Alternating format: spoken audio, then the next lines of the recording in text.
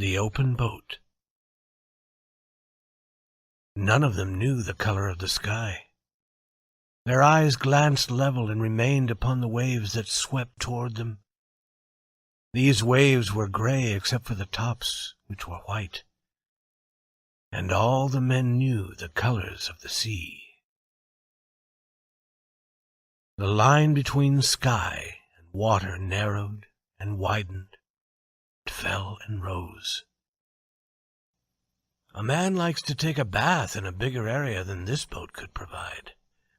These waves were frightfully rapid and tall, and each boiling white top was a problem in the small boat.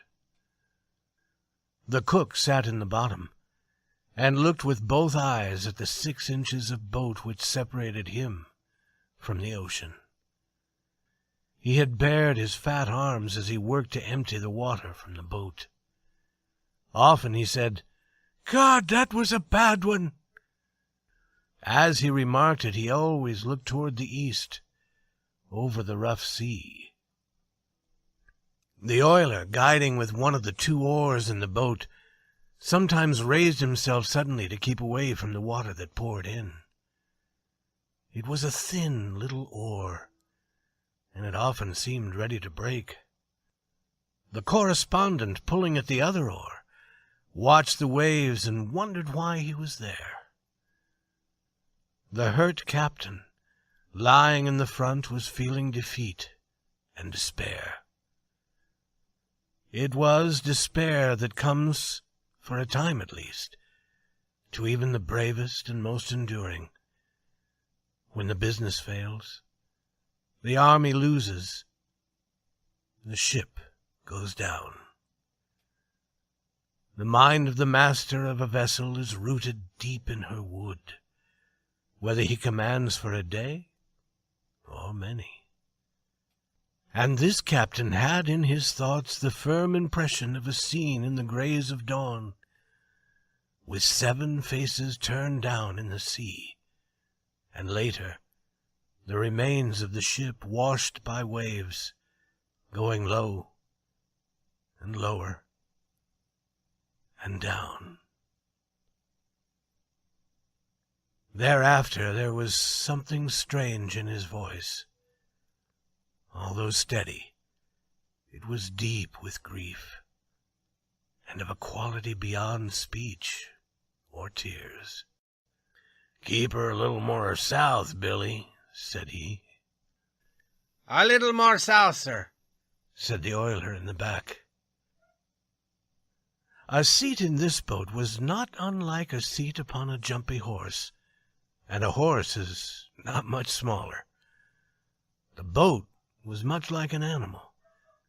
As each wave came and she rose for it, she seemed like a horse leaping over a high fence. The manner of her ride over these walls of water is a thing of mystery. Each wave required a new leap, and a leap from the air, then jumping and slipping and racing and dropping down. She steadied for the next threat. A particular danger of the sea is the fact that, after successfully getting through one wave, you discover that there is another behind it. The next wave is just as nervously anxious and purposeful to overturn boats. In a 10-foot boat one can get a good idea of the great force of the sea. As each gray wall of water approached, it shut all else from the view of the men in the boat. It was not difficult to imagine that this particular wave was the final outburst of the ocean, the last effort of the determined water. The sun climbed steadily up the sky. The men knew it was broad day because the color of the sea changed from gray to green, and the white tops were like falling snow. From their low boat they could not see the sunrise. Only the color of the waves that rolled toward them told them that day was breaking. The oiler and the correspondent rowed the tiny boat, and they rowed. They sat together in the same seat. Each rowed an oar. Then the oiler took both oars, Then the correspondent took both oars, then the oiler, then the correspondent. They rowed, and they rowed. The captain, hesitating in the front after the boat had climbed a great wave, said that he had seen the light at Mosquito Inlet. After a while, the cook remarked that he had seen it. The correspondent was at the oars then, and he too wished to look at the lighthouse, but his back was to the far shore. The waves were important, and for some time he could not seize an opportunity to turn his head. But at last there came a wave more gentle than the others. When at the top of it, he hurriedly searched the western water with his eyes. "See it?" asked the captain. "No," said the correspondent slowly. "I didn't see anything." "Look again," said the captain. He pointed. "It's exactly in that direction." At the top of another wave, the correspondent did as he was told. This time his eyes found a small, still thing on the edge of the moving ocean. It was exactly like the point of a pin. It took an anxious eye to find a lighthouse so tiny. "Think we'll reach it, Captain?" "If this wind stays steady and the boat doesn't sink, we can't do much else," said the captain hopefully. Then he added, "Empty her, cook." "All right, Captain," said the cheerful cook. It would be difficult to describe the secure bond between men that was here established on the seas. No one said that it was so. No one mentioned it. But it was on the boat, and each man felt it warm him. They were a captain, an oiler, a cook, and a correspondent, and they were friends. Friends in a more strangely iron-bound strength than may be ordinary. The hurt captain, lying against the water jar in the front, spoke always in a low voice and calmly.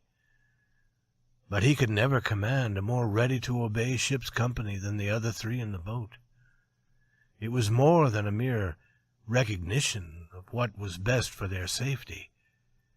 There was surely in it a quality that was personal and heartfelt. And after this devotion to the commander of the boat, there was this oneness. The correspondent, who'd been taught to be a hard judge of men, knew even at the time that it was the best experience of his life. But no one said it was so. No one mentioned it. "I wish we had a sail," remarked the captain. "We might try my coat on the end of an oar. It would give you two boys a chance to rest." So the cook and the correspondent held the oar and spread wide the coat. Sometimes the oiler had to turn sharply to keep the sea from breaking into the boat, but otherwise sailing was a success. The lighthouse had been growing slowly larger. It now almost had color and appeared like a little gray shadow on the sky. The men holding high the oar could not be prevented from turning their heads quite often to glance at this little gray shadow. At last, from the top of each wave, the men in the rolling boat could see land. As the lighthouse was a shadow on the sky, this land seemed only a long black shadow on the sea. It certainly was thinner than paper. The wind slowly died away. The cook and correspondent did not now have to labor to hold high the oar, but the waves continued pushing and turning and washing the boat. Slowly, the land rose from the sea. From a thin black line it became a line of black and white, trees and sand. Finally, the captain said he could see a house on the shore. "They'll see us before long and come out after us," said the cook. The distant lighthouse rose high. "The keeper ought to be able to see us now," said the captain. "None of those other boats could have reached shore to give word of our ship," said the oiler in a low voice. "Or the lifeboat would be out hunting for us." Slowly and beautifully, the land came out of the sea. The wind came again. Finally, a new sound struck the ears of the men in the boat. It was the low thunder of waves beating the shore. "We'll never be able to reach the lighthouse now," said the captain. "Swing her a little more north, Billy." "A little more north, sir," said the oiler. So the little boat turned her nose once more down the wind. All except the oarsmen watched the shore grow. Doubt and fear were leaving the minds of the men. The management of the boat still took most of their attention, but it could not prevent a quiet cheerfulness. In an hour, perhaps, they would be on shore. The nearness of success shone in their eyes. Everybody took a drink of water. "Cook," remarked the captain, "there doesn't seem to be any sign of life about the house." "No," replied the cook. "Strange they don't see us." Tide, wind, and waves were swinging the boat north. "Strange they don't see us," said the men. The sea's roar here dulled, but its tone was nevertheless thundering and huge. As the boat swam over the great waves, the men sat listening to this roar. "We'll overturn," said everybody. It is fair to say that there was not a life-saving station within 20 miles in either direction.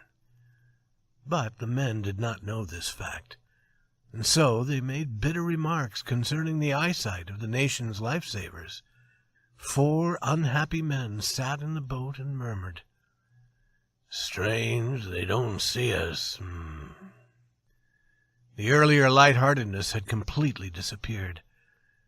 To their sharpened minds it was easy to imagine all kinds of idleness and blindness, and indeed lack of courage. There was the shore of the land, and it was bitter and bitter to them that from it came no sign. The captain said at last, "I suppose we'll have to make a try for ourselves. If we stay out here too long, none of us will have the strength to swim after the boat goes under." And so the oiler, who was at the oars, turned the boat straight for shore. There was a sudden tightening of muscles. There was some thinking. "If we don't all get to shore," said the captain. "If we don't all get to shore, I suppose you fellows know where to send news of my finish?" Then they briefly exchanged some addresses and instructions. As for the thoughts of the men, there was a great deal of anger in them. They might be summed up this way: if I'm going to lose my life to the sea,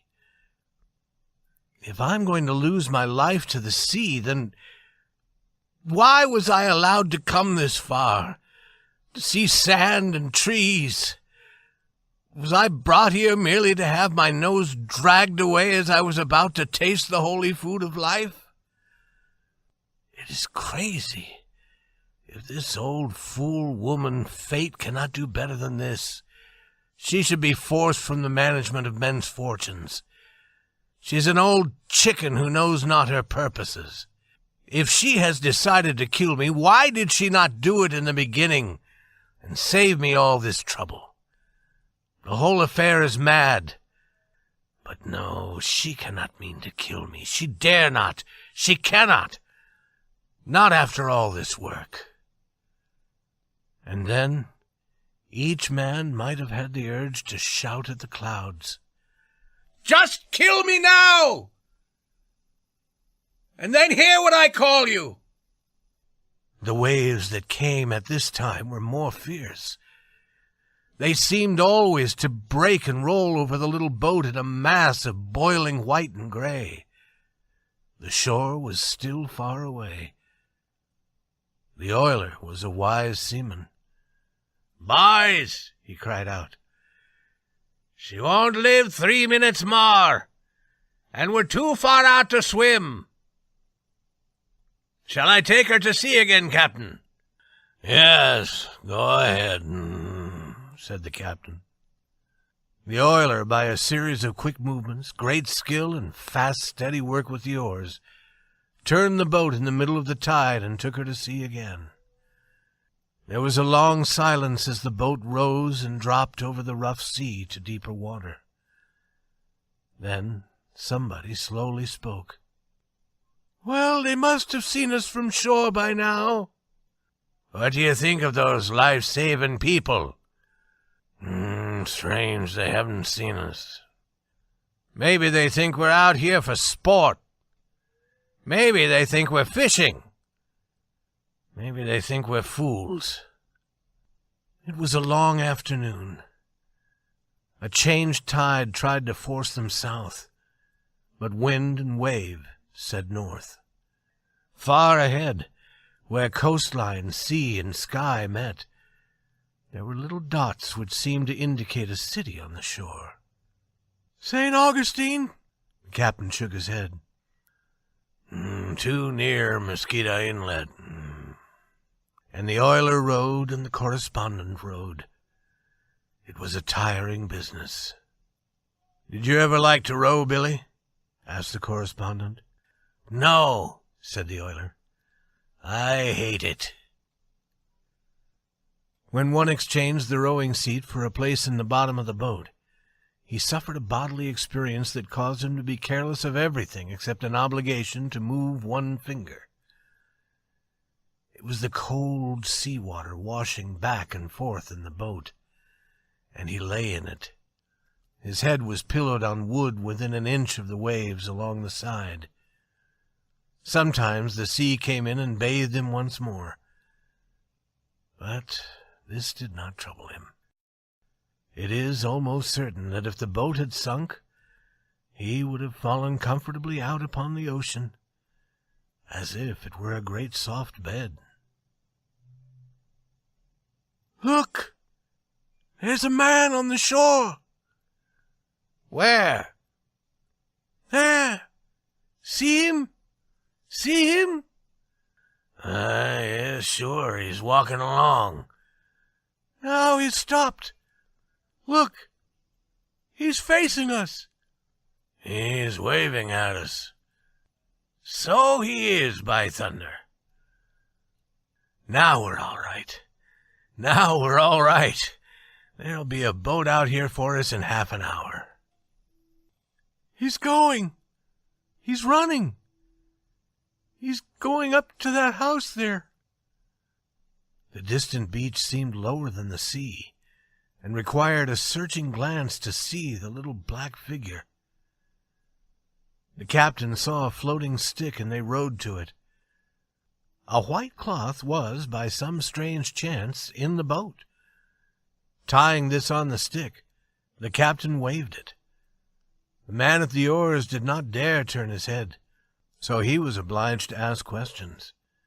"What's he doing now?" He's standing still again. He's looking, I think. There he goes again, toward the house. Now he's stopping again." "Is he waving at us?" "No, not now. He was, though." "Look! Here comes another man. He's running." "Look at him go." "Look! There's a fellow waving a little black flag. I've never seen anyone wave so hard. There come those other two fellows. Now they're talking together. Look at the fellow with the flag. I've never seen anyone wave so hard." "That isn't a flag, is it? That's his coat. Certainly, that's his coat." "So it is. It's his coat. He's taken it off and is waving around his head. But would you look at him swing it? What does that fool with the coat mean? What is he signaling anyhow? It looks as if he were trying to tell us to go north. There must be a life-saving station up there. No, he thinks we're fishing. Just giving us a merry hand, see? There, Billy. I wish I could understand those signals. What do you suppose he means? He doesn't mean anything. He's just playing. Well, if he'd just signal us to try again, or to go to sea and wait, or go north, or go south, or go to hell, there would be some reason in it. But look at him. He stands there and keeps his coat turning around like a wheel, the fool. There comes some more people. Oh, there's quite a mob. Look, isn't that a boat? Where? Oh, I see where you mean. No, that's no boat. That fellow is still waving his coat. He must think we can see him do that. Why doesn't he stop it? It doesn't mean anything. I don't know. I think he's trying to make us go north. There must be a life-saving station there somewhere. He isn't tired yet. Look at him wave. I wonder how long he can do that. He's been swinging his coat around ever since he caught sight of us. He's crazy. Why aren't they getting men to bring a boat out? A fishing boat could come out here all right. Why won't he do something? No, it's all right now. They'll have a boat out here for us soon, now that they've seen us. A faint yellow color came into the sky over the low land. The shadows on the sea slowly deepened. The wind brought coldness with it, and the men felt it. "My God," said one, allowing his voice to express his feeling. "If I have to wait around out here, if we've got to stay out here all night." "Oh, we'll never have to stay out here all night. Don't worry. They've seen us now, and they'll come out after us soon." The shore grew dark. The man waving the coat and the group of people gradually became part of this darkness. "I'd like to catch the one who waved the coat. I feel like hitting him hard, just for luck." Why? What did he do? "Oh, nothing. But he seemed so cheerful." And so the oiler rode, and then the correspondent rode, and then the oiler rode. Gray-faced and bent forward steadily, turn by turn, they lifted the heavy oars. The form of the lighthouse was gone from their view, but finally a pale star appeared just lifting from the sea. If I'm going to lose my life to the sea, why was I allowed to come this far and see sand and trees? Was I brought here merely to have my nose dragged away as I was about to taste the holy food of life? The patient captain, leaning against the water jar, was sometimes obliged to speak to the oarsman. "Keep her head up. Keep her head up. Keep her head up, sir." The voices were tired and low. This was surely a quiet evening. All except the oarsman lay heavily, motionless, in the boat's bottom. A night on the sea in an open boat is a long night. As darkness fell, the shine of the light lifting from the sea in the south changed to full gold. In the north, a new light appeared, a small blue glow on the edge of the waters. These two lights were the furniture of the world. Otherwise, there was nothing but waves. The plan of the oiler and the correspondent was for one to row until he was no longer able. Then he would wake the other from his dead sleep in the bottom of the boat. The oiler worked the oars until his head dropped forward, and the overpowering sleep blinded him. And he rowed some more. Then he touched a man in the bottom of the boat and called his name. "Will you row for a little while?" he asked softly. "Sure, Billy," said the correspondent, slowly dragging himself to a sitting position. They exchanged places carefully, and the oiler, slipping down in the seawater at the cook's side, seemed to go to sleep instantly. Though the huge size of the waves had lessened, they still rolled the boat high. The man at the oars tried to keep her pointing into the waves so she would not turn over. The black waves were silent and hard to see in the darkness. Often one was almost upon the boat before the oarsman knew it. In a low voice, the correspondent spoke to the captain. He was not sure that the captain was awake, although this iron man seemed to be always awake. "Captain, shall I keep her going toward that light north, sir?" The same steady voice answered him. "Yes, keep the light a little to the left." The correspondent, as he rowed, looked down at the two men sleeping underfoot. The cook's arm was around the oiler's shoulders, and with their scarce clothing and tired faces, they were the babies of the sea. A strange picture of two old babies. After a time, it seemed that even the captain slept, and the correspondent thought that he was the only man afloat on all the ocean. The wind had a voice as it came over the waves, and it was sadder than death.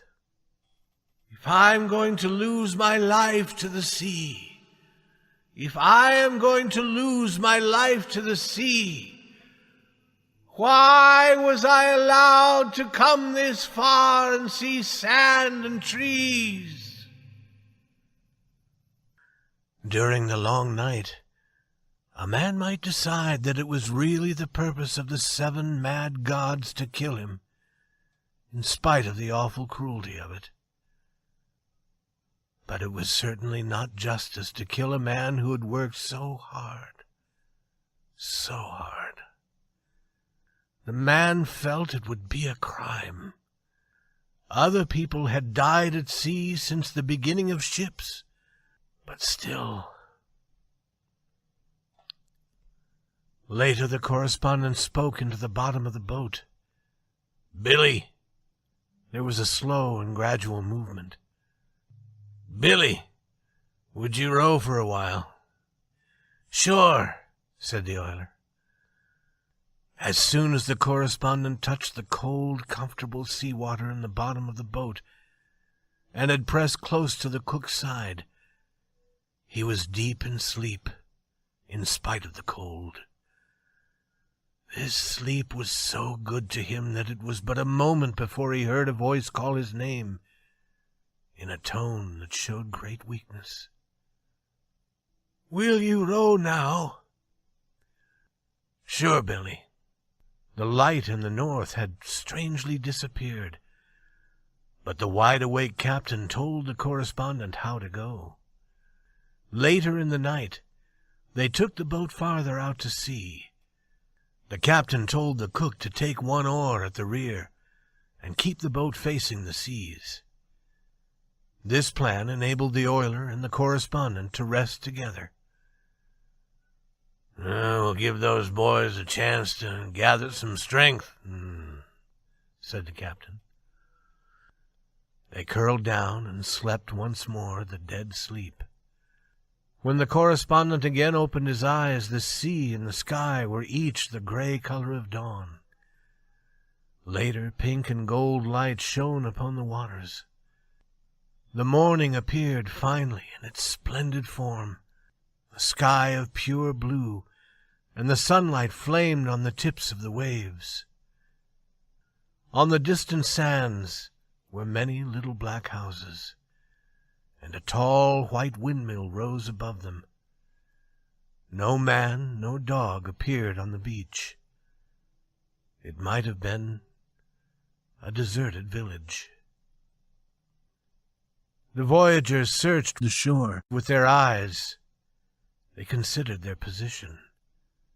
The captain said, If no help is coming, we might better try to reach the land right away. If we stay out here much longer, we will be too weak to do anything for ourselves at all. The others silently agreed to this reasoning. The boat was going toward the beach. The correspondent wondered if anyone ever climbed the tall wind tower, and if then he ever looked at the sea. This tower was a giant, standing with its back to the danger of small creatures. It represented to the correspondent the calm of nature against the struggles of the individual. Nature in the wind, nature in the sight of men. Nature did not seem cruel to him then, nor kind, nor dangerous, nor wise. But she was not interested, completely not interested. It is perhaps probable that a man in this situation, impressed with the lack of concern of the world, should see many of the faults in his own life. They may rest badly in his mind, and he may wish for another chance. The difference between right and wrong seems all too clear to him then, and he understands that if he were given another opportunity, he would improve his conduct and his words. "Now, boys," said the captain, "she is going to go under.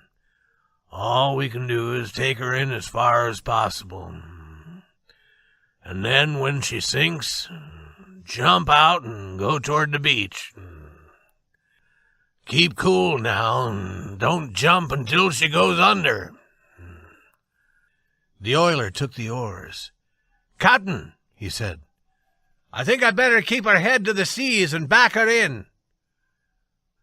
"All right, Billy," said the captain.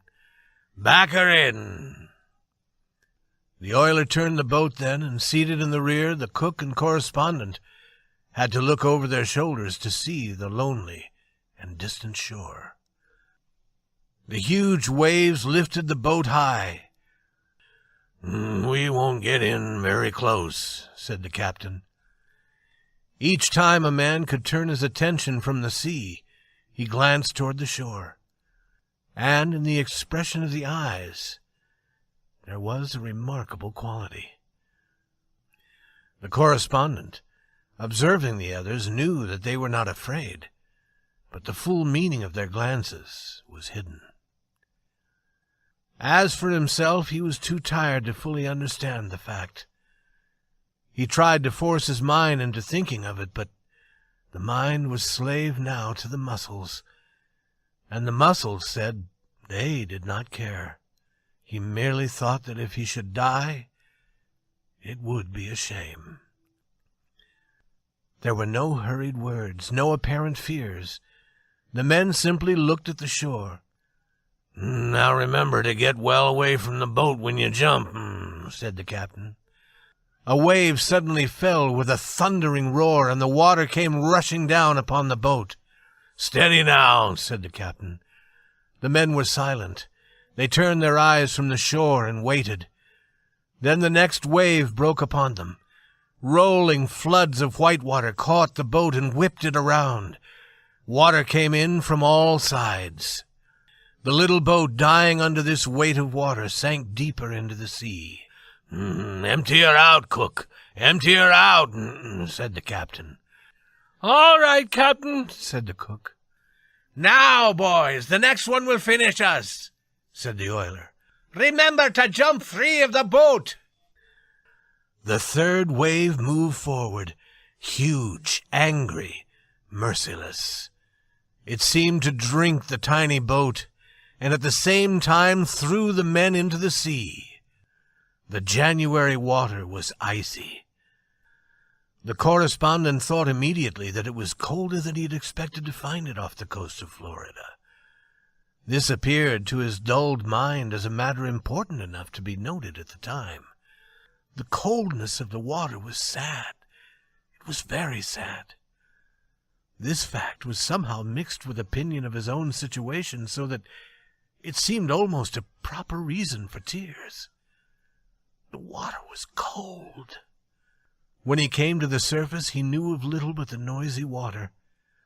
Afterward, he saw his companions in the sea. The oiler was ahead in the race. He was swimming strongly and rapidly. Off to the correspondent's left, Cook's great back appeared out of the water. Behind him, the captain was hanging with his one unhurt hand to the overturned boat. There is a certain motionless quality to a shore, and the correspondent wondered that it could exist so near the awful sea. It seemed very desirable, but the correspondent knew that it was a long journey, and he swam slowly. But finally he arrived at a place in the sea where travel was difficult. He did not stop swimming to consider what kind of current had caught him, but there his progress ceased. The shore was before him, and he looked at it and understood with his eyes each detail of it. As the cook passed much further to the left, the captain was calling to him. "Turn over on your back, cook. Turn over on your back and use the oar." "All right, sir." The cook turned on his back and, using the oar, went ahead as if he were a boat himself. The boat also passed, with the captain holding on with one hand. They passed nearer to shore, the oiler, the cook, the captain, and following them went the water jar, sailing merrily over the sea. The correspondent remained in the grasp of this strange new enemy, a current. The shore, with its white sand and green trees, was spread like a picture before him. He thought, "I'm going to die. Can it be possible? Can it be possible? Can it be possible?" Perhaps an individual must consider his own death to be the final act of nature. But later a wave pushed him out of this small, deadly current, and he found suddenly that he could again make progress toward the shore. Later still, he knew that the captain had his face turned toward him and was calling his name. "Come to the boat! Come to the boat!" In his struggle to reach the captain and the boat, he realized that when one gets tired beyond limit, death must be comfortable. An end of fighting, accompanied by a large sense of relief. After a while he saw a man running along the shore. He was removing his clothes with most remarkable speed. Coat, trousers, shirt, everything came off him like magic. "Come to the boat," called the captain. "All right, Captain." As the correspondent swam, he saw the captain stand on the floor of the ocean and leave the boat. Then the correspondent performed his one bit of magic of the voyage. A large wave caught him and threw him with ease and speed completely over the boat and far beyond it. He was amazed by his own performance, and by that of the marvelous sea. The correspondent arrived in water that reached only to his chest, but his condition did not enable him to stand for more than a moment. Each wave pushed him down again. Then he saw the running man come leaping into the water. He dragged ashore the cook, then went toward the captain. But the captain motioned him away and sent him to the correspondent. The man gave a strong pull, a long drag, and a big push. The correspondent said, "Thanks, old man." But suddenly the man cried, "What's that?" He pointed a quick finger. The correspondent said, "Go!" In the low water, face down, lay the oiler. His forehead touched sand that was sometimes between each wave, above the sea. The correspondent did not know all that happened afterward. When he reached safe ground, he fell, striking the sand with each part of his body. It was as if he had dropped from a roof. It seemed that instantly the beach was crowded with men bringing blankets and clothes, and with women carrying coffee. The welcome of the land to the sea was warm and generous. But a quiet and wet shape was carried up the beach, and the land's welcome for it could only be the different and silent one of the grave. When night came, the white waves rolled back and forth in the moonlight, and the wind brought the sound of the great sea's voice to the men on the shore. And they felt that they could then understand.